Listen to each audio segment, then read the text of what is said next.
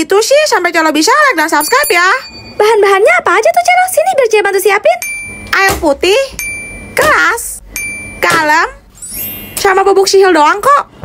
Lebay deh, bubuk sihir apaan coba? Rahasia dong, makanya nonton sampai habis. Ayo mulai, Celo. Cia penasaran deh.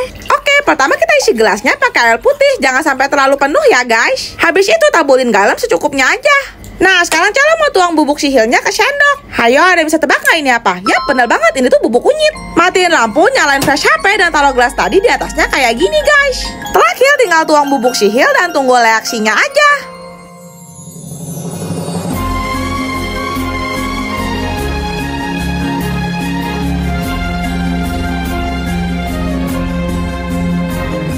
Next, kita eksperimen apa lagi guys? Komen!